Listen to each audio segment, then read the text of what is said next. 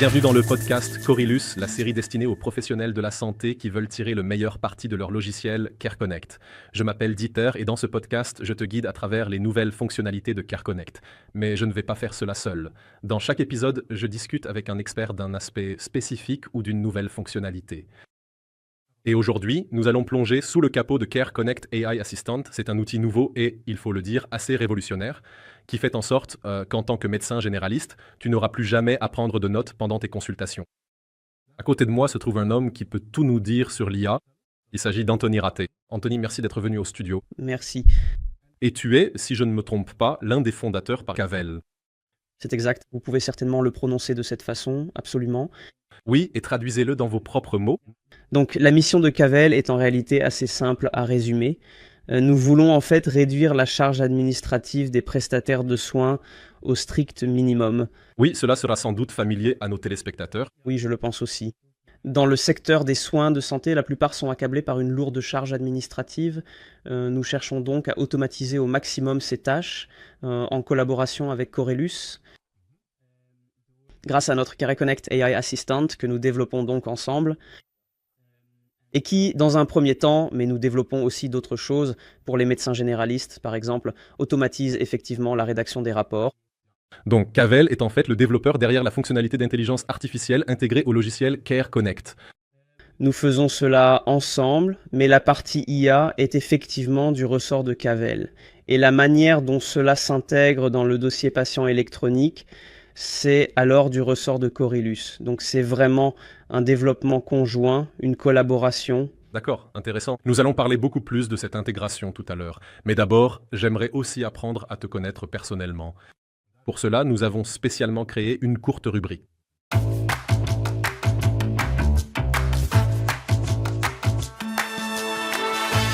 Avec notre Quick Scan, nous présentons l'invité, c'est-à-dire toi, à l'aide de quelques questions courtes. Es-tu prêt, Anthony? Les voici, les voilà. Dis-moi, te souviens-tu du moment précis où tu as eu pour la toute première fois l'idée de Cavell? Oui, eh bien, plutôt bien quand même. Ce n'est pas si vieux que ça, je Il n'y a suppose. pas très longtemps, vous savez. C'était il y a 2 ans.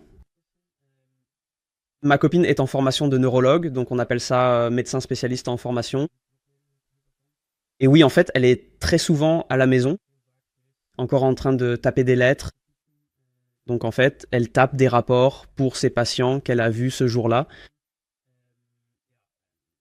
À ce moment-là, je me suis dit, ok, c'est quand même un peu archaïque de devoir encore tout faire soi-même. Donc, tu étais en fait toi aussi victime de cette charge administrative qui pèse sur les professionnels de santé. Dans une moindre mesure, mais indirectement, oui, on peut le dire comme ça. Quel outil d'IA utilises-tu toi-même au quotidien? J'utilise très souvent ChatGPT, vraiment très souvent. Comme tout le monde, je pense, par exemple. Oui, en effet, et puis j'utilise aussi quelques outils pour, par exemple, le codage, la programmation, etc., pour m'aider un peu aussi. Mais surtout ChatGPT, oui, énormément. Tu es, si je peux me permettre, un spécialiste de l'IA. Selon toi, quel est le plus grand malentendu qui circule autour de l'IA? Parce qu'il y a beaucoup de choses qui circulent. C'est un peu difficile de vraiment pointer un seul malentendu, mais je pense que l'une des choses ce à quoi je suis souvent confronté, c'est que les gens, à l'extrémité, il y a une sorte de spectre de ce que l'on attend de l'IA. Et beaucoup de gens se trouvent à l'une des extrémités. Soit tu attends vraiment beaucoup trop de l'IA, comme si elle fonctionnait sans faille, et ce n'est vraiment pas encore le cas. Donc il faut toujours vérifier l'IA. Cela s'améliore, c'est vrai, mais ce n'est pas encore 100% infaillible. Et puis, d'un autre côté, là, il y a les gens qui n'y croient pas du tout et qui pensent pour que l'IA ne peut rien faire. Il y a un groupe de personnes de plus en plus grand entre les deux, mais je pense que ce sont surtout ces extrêmes qui surprennent parfois. Extrêmes qui ont parfois des attentes. Et ce sont aussi ces extrêmes qui sont les voix que l'on entend le plus. Si tu regardes par exemple sur les réseaux sociaux, tu vois bien sûr surtout ces extrêmes-là. Cela me semble aussi typique d'une technologie relativement nouvelle que les gens en attendent trop ou au contraire beaucoup trop peu. Oui, en effet. La technologie elle-même doit également gagner en maturité dans certains aspects. Vous ne pouvez pas tout automatiser à 100%. C'est en effet normal, mais ce spectre commence à se développer davantage. Avec Cavell, vous travaillez maintenant avec l'IA dans le secteur des soins de santé. Nous n'en sommes en réalité qu'au début de cette révolution. Supposons que dans X années, vous ayez tout accompli avec Cavell dans ce secteur. Y a-t-il un autre domaine où vous voudriez encore avoir un impact avec l'IA? Oh, c'est une très bonne question. Pour être honnête, je me concentre surtout sur le secteur des soins pour l'instant, car il reste beaucoup à faire dans ce domaine. Je pense qu'on peut y consacrer toute une vie, voire Oui, plus. d'accord. Pour le reste de ta vie dans ce Oui, secteur. jusqu'à présent, je ne regarde pas plus loin que ça. Non, parce que oui, je le dis, c'est un secteur à très fort impact. Secteur. C'est littéralement l'un des rares secteurs qui améliore directement la vie des gens. Il y a aussi, du point de vue de l'application de l'IA, etc., encore énormément à faire. Donc je pense qu'il y a vraiment absolument de quoi y consacrer une vie. Oui, tu parles d'impact, et cet impact commence dans le cabinet du médecin généraliste avec CareConnect Eye Assistant. Pour illustrer à quel point cet impact est important, nous allons le montrer avec un chiffre.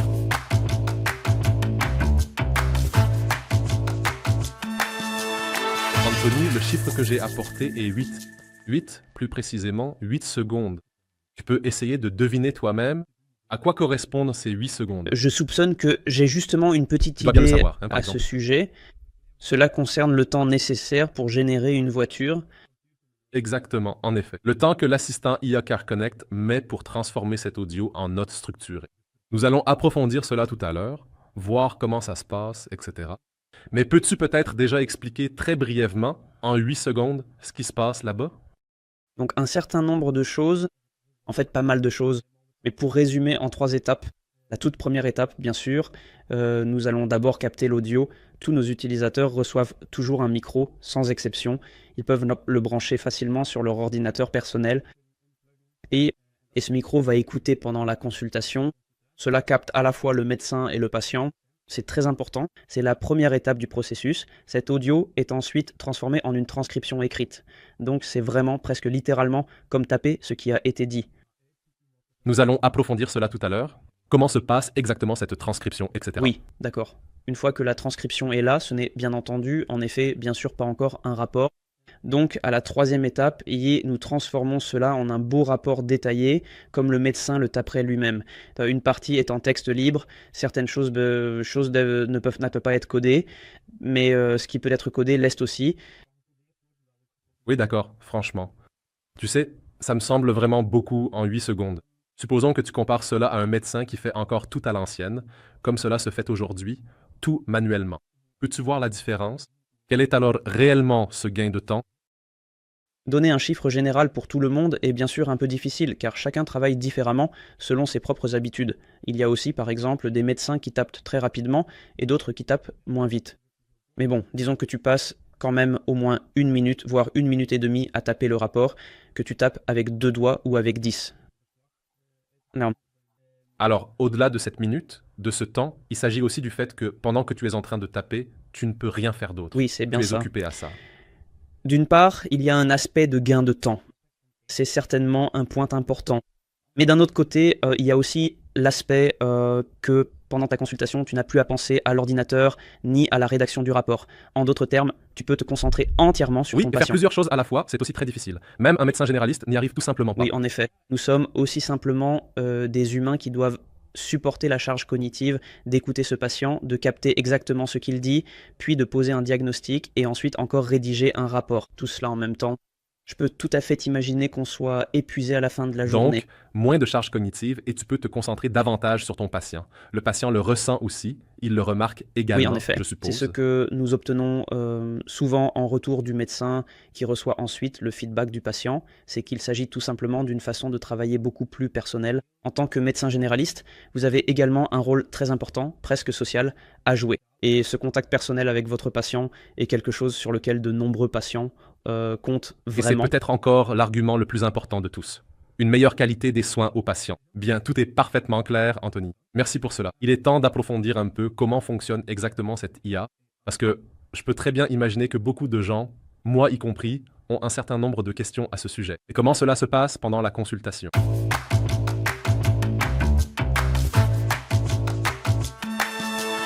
Anthony, tu l'as déjà un peu expliqué tout à l'heure. Le CareConnect AI Assistant fonctionne en 3 étapes. Et corrige-moi si je me trompe dans mes propos. Donc, la première chose qu'il fait, c'est écouter la conversation à l'aide d'un micro. Ensuite, cette conversation est soigneusement transcrite de l'audio vers le texte écrit. Et troisièmement, cette transcription est ensuite transformée en un rapport codé. 3 étapes. Passons maintenant en revue ces 3 étapes. D'abord, l'écoute avec ce micro. Peux-tu nous en dire un peu plus sur la façon dont cela fonctionne exactement avec ce micro? De quel micro s'agit-il alors? Nous fournissons toujours en général un micro externe à chaque enregistrement. Oui, vous la recevez en tant que médecin, c'est-à-dire en tant que professionnel de santé, lorsque vous commandez ce logiciel Oui, en effet. spécifique. Et la raison pour laquelle nous donnons ce micro externe, ce n'est pas parce qu'il n'y a pas de micro dans votre ordinateur. La plupart du temps, il y a bien un micro dans votre ordinateur, mais ces micros sont conçus, par exemple, pour les appels vidéo. Donc, c'est dans ce contexte que, en tant qu'utilisateur, vous parlez directement dans le micro. Donc, c'est un son qui ne provient que d'une seule source. Mais si vous êtes assis avec un patient en face de vous, qui se trouve, par exemple, de l'autre côté de votre ordinateur ou en diagonale par rapport à votre PC, alors l'audio n'est en fait plus bien capté. Ce n'est tout simplement pas fait Donc, pour ça. c'est un micro sensible qui peut capter parfaitement tout ce qui vient de différentes directions. C'est un micro sensible qui, jusqu'à environ 5 mètres de distance, à condition qu'il n'y ait rien entre les deux, ce qui est bien sûr très important, devrait pouvoir capter le son. Donc en fait, jusqu'à même votre table d'examen, si elle n'est pas trop loin, c'est en fait Et la façon l'intention. dont je l'imagine, c'est quelque chose de très visible. Est-ce que, en tant que patient, tu remarques tout de suite qu'il y a un micro ou est-ce discret? Vous pouvez le rendre aussi subtil que vous le souhaitez, mais ce n'est pas un microphone spectaculaire. Donc, ce n'est pas du tout comme dans ce studio ici? Non, ce absolument n'est pas. D'accord, je certainement comprends. pas si gros. Non, c'est vraiment plus petit que la paume de ma main, je dirais, je pense. Alors, la deuxième étape, la transcription. Où cela se passe-t-il? Comment cela fonctionne-t-il? Est-ce local pour ce logiciel? Est-ce que c'est dans le cloud en ligne? Où est-ce que ça se passe? Donc c'est dans le cloud. Nous avons bien sûr aussi envisagé de le faire localement, c'est-à-dire directement sur l'ordinateur du médecin, mais il est très vite apparu que les modèles d'intelligence artificielle nécessaires pour effectuer cette transcription de manière correcte, précise et qualitative, et ensuite, dans une troisième étape, générer la note médicale, sont tellement grands, complexes et lourds qu'il est en fait pratiquement impossible de les faire tourner sur l'ordinateur d'une Il personne. y a tellement de données que tu as besoin d'une connexion Internet pour ça. Oui, c'est la puissance de calcul pure dont vous avez besoin pour faire tourner ce modèle. Rien que l'infrastructure nécessaire à cela, on parle littéralement de centaines de milliers d'euros pour pouvoir, par exemple, équiper un seul cabinet. Oui, ce n'est tout simplement pas faisable. On ne peut pas demander ça aux gens. Donc, cela C'est se passe pourquoi je via le votre fais dans le connexion Internet. cloud. Alors, est-ce que c'est sûr? Est-ce via une connexion Internet standard ou comment cela fonctionne-t-il? Oui, donc tout est entièrement crypté du tout début jusqu'à la toute fin. Crypté, c'est-à-dire, oui, donc en fait, si jamais quelqu'un essayait d'écouter ces données, entre guillemets, et interceptait cette connexion Internet, il ne verrait en réalité absolument rien du tout. C'est donc entièrement crypté, disons que tu codes effectivement des données qui ne signifient strictement rien pour le monde extérieur, c'est-à-dire que ces informations restent totalement incompréhensibles pour toute personne extérieure. Ce n'est qu'une fois que cela arrive sur le serveur que c'est décodé, et c'est seulement à ce moment-là que cela redevient de l'audio que tu peux transcrire. Et là aussi, sur ce serveur, je suppose qu'il y a toutes sortes de mesures de sécurité des données. Dans un autre épisode de ce podcast, nous discutons également avec un expert en sécurité des données. Donc, tout un tas de choses ont été intégrées pour garantir la sécurité. En effet, je pense que le mécanisme le plus important ici, c'est que nous ne conservons aucune donnée. Donc, nulle part les données ne restent stockées. Une fois que l'audio est transcrit avec précision et que la note est renvoyée à l'utilisateur, c'est supprimé. Ensuite, c'est effacé. Alors, cela sera effacé de Oui, toute façon. complètement D'accord, c'est supprimé. clair. Maintenant, la troisième étape, cette transcription, elle est ensuite transformée en ce qu'on appelle un rapport codé. Quelle technologie se cache derrière cela ou comment cela fonctionne-t-il? C'est un peu comme une équipe de modèles d'IA. D'un côté, il y a un modèle d'IA qui va générer le rapport en texte libre. Et d'un autre côté, il y a des modèles d'intelligence artificielle qui vont extraire, à partir de ce rapport encore brut, disons, des informations codées. Et ces informations codées, c'est un peu de tout. Par exemple, cela peut être un code de diagnostic. Cela peut aussi être un lien avec un élément de soin existant, mais cela peut également être un paramètre comme la pression artérielle. Oui. Donc ces paramètres sont aussi tous reconnus par cette IA? D'accord. Et je suppose que, pour l'instant, ce sont les paramètres des médecins généralistes et qu'à terme, d'autres paramètres viendront s'ajouter. Oui, en soi, nous travaillons actuellement avec une sorte de jeu de paramètres standard. L'ensemble de paramètres le plus fréquent, cela couvre bien sûr environ 42 éléments ou quelque chose comme ça, pour les médecins généralistes. Mais il est vrai que nous allons aussi étendre cela à des ensembles de paramètres plus spécialisés. Par exemple, pour le suivi du diabète, c'est moins pertinent pour les généralistes, mais aussi pour les infirmiers. Les soins de plaie sont aussi un domaine où de nombreux paramètres sont adaptés. Alors, pour que cet outil puisse les reconnaître, en tant que médecin généraliste, il faut bien énoncer ces paramètres à voix haute et clairement, même si on les lit, afin qu'ils puissent être captés.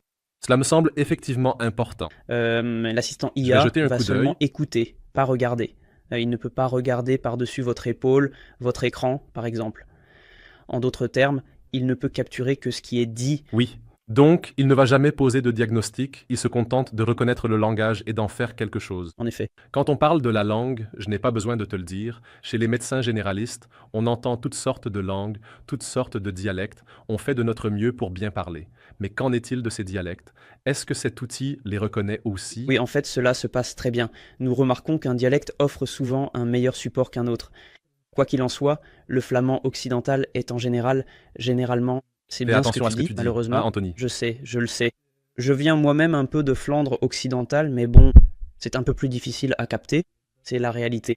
Le néerlandais est de toute façon plus difficile que le français, mais entre-temps, nous avons des modèles que nous utilisons qui sont vraiment très robustes à ce niveau-là. Donc même avec des accents prononcés et des dialectes forts, la transcription reste de bonne qualité.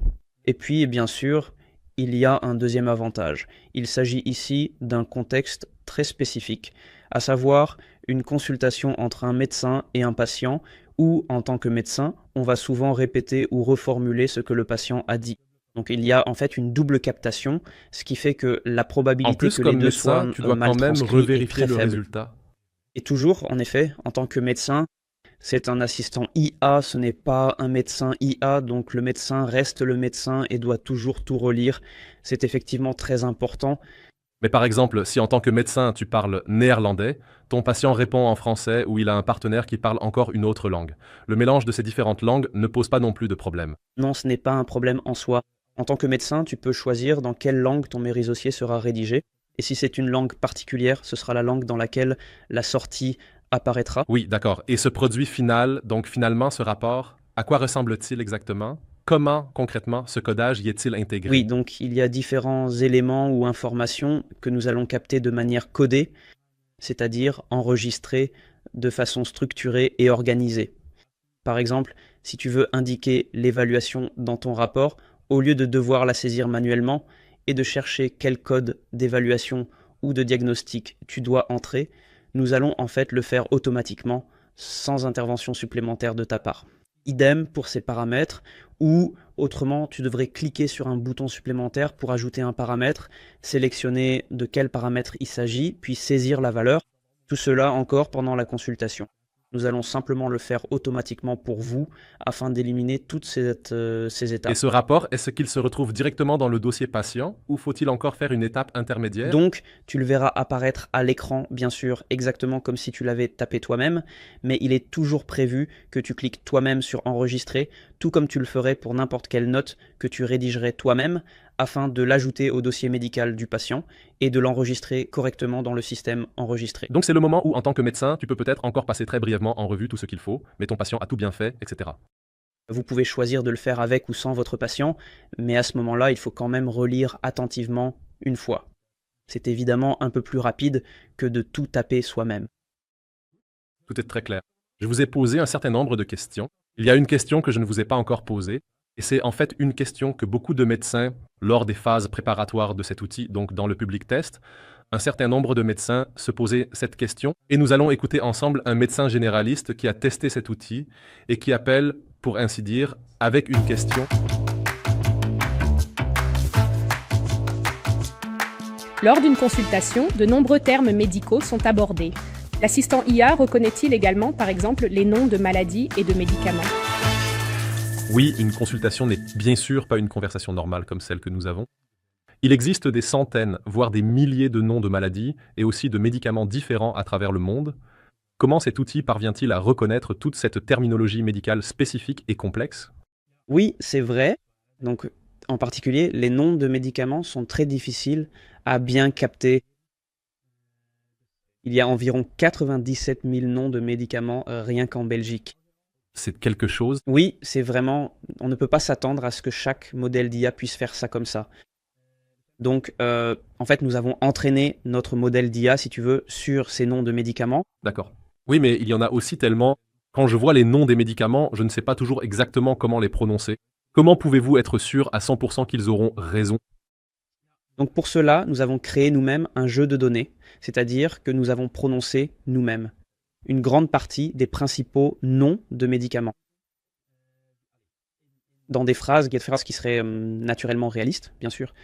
Et nous utilisons cela en fait comme validation pour mesurer si notre modèle que nous avons maintenant entraîné sur l'ensemble de données plus larges est effectivement meilleur. Oui, donc les premières années de votre start-up, il y avait quand même pas mal de travail manuel. Oui, il faut en Oui, effet on peut le travailler faire une fois manuellement au moins une pour fois. pouvoir l'automatiser D'accord, ensuite. c'est vraiment intéressant, très intéressant même. Je pense que nous pouvons maintenant conclure et passer à la toute dernière rubrique de ce podcast.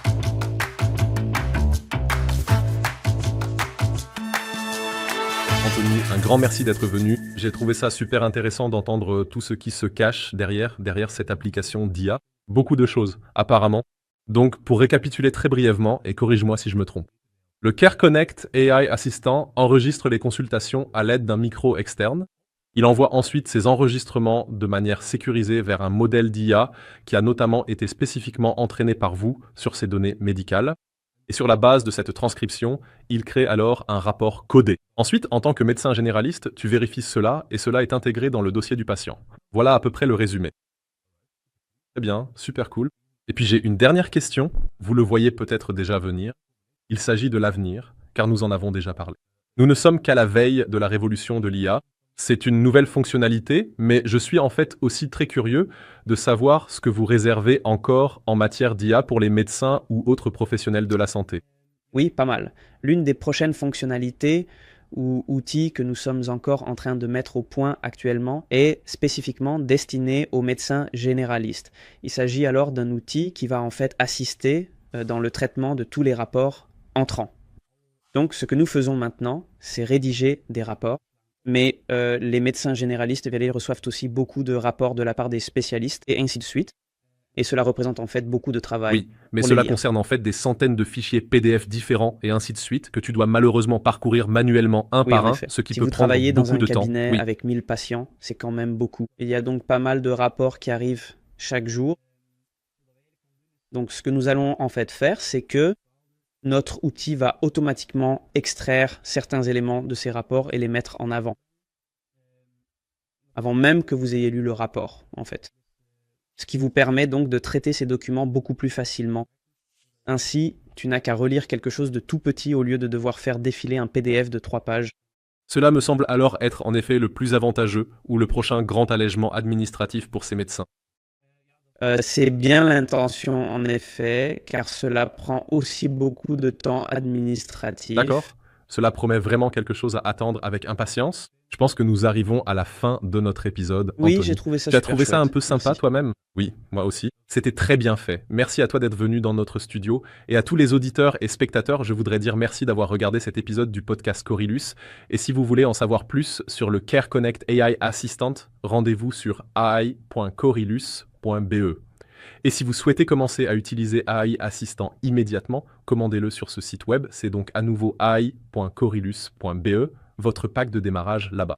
J'étais Dieter et c'était un honneur. Et jusqu'à la prochaine fois pour de nouvelles mises à jour intéressantes sur Care Connect. Salut!